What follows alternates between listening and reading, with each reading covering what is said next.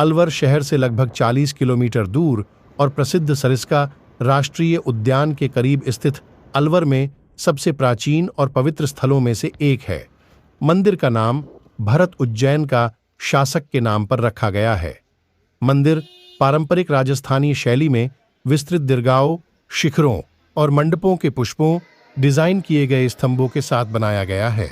यहाँ मंदिर आस्था और शांति का महत्वपूर्ण केंद्र बिंदु है और अलवर में ऐतिहासिक महत्व रखता है। भरतिरी बाबा का मंदिर 3 दिशाओं से पहाड़ियों से घिरा होने के कारण श्रद्धालुओं के लिए और अधिक लोकप्रिय बना हुआ है। पहाड़ियों पर झरने के साथ स्थित भरतिरी बाबा का मंदिर मन को शांत करने के लिए अलवर का एक आदर्श स्थान है। यह मंदिर के अनुयायी राजस्थान के कोने कोने से आते हैं। तो अगर आप अपनी दैनिक परेशानियों को भूलकर आस्था और शांति का अनुभव करना चाहते हैं तो भरतिरी बाबा का ये मंदिर आपके लिए अलवर का आदर्श स्थान हो सकता है। मंदिर के बाहर ही पानी का एक स्रोत भी है जिसे लोग अमर गंगा के नाम से जानते हैं। ये अमर गंगा का पानी कभी नहीं रुकता है। श्रद्धालु मंदिर में प्रवेश करने से पहले पैर हाथ धोकर मंदिर में प्रवेश करते हैं। इसी स्थान पर आपको कई और मंदिर भी देखने को मिल जाएंगे। जैसे इनमें से एक मंदिर ऐसा है जिसमें गुरु गोरखनाथ, गोपी चंद जी और भरतिरी बाबा की प्रतिमा एक साथ देखने को मिल जाएगी। माना जाता है कि राजा भरतिरी गुरु गोरखनाथ के शिष्य थे। कुछ पौराणिक कथाओं के हिसाब से जब राजा भरतिरी अपनी पत्नी की मृत्यु के बाद गोरखनाथ के पास आ गए और गोरखनाथ के शिष्य बन गए, और ये भी माना जाता है कि बाबा भरतिरी ने अपना अंतिम समय अलवर के इसी स्थान पर बिताया था और यहीं पर समाधि ली थी। यहाँ पर आपको कुछ वन्य जीव जानवर भी देखने को मिल जाएंगे, जैसे बारहशिंगा, रोजडी आदि।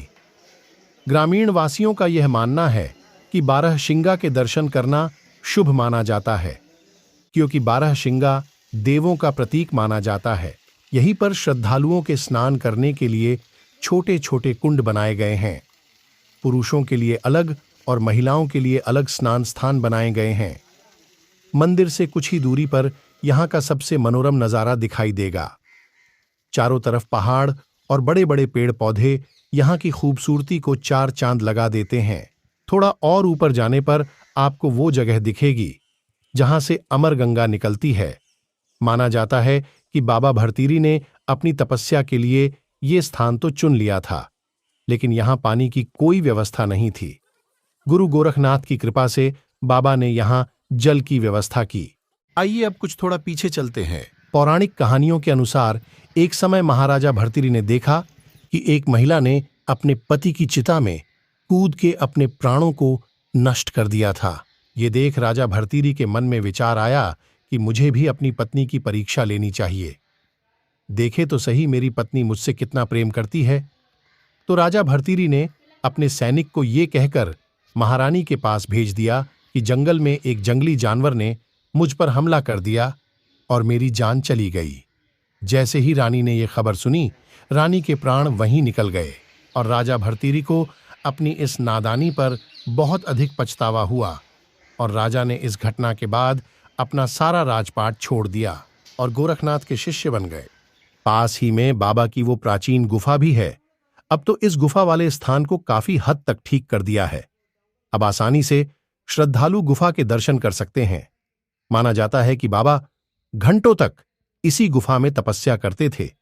आज के समय में इस गुफा की देखभाल यहां पर रहने वाले साधु संत लोग करते हैं। ये साधु संत लोग इसी स्थान पर रहते हैं और इस गुफा की देखभाल करते हैं। पौराणिक कहानियों के हिसाब से बाबा ने सबसे पहले इसी गुफा में अपनी तपस्या की थी।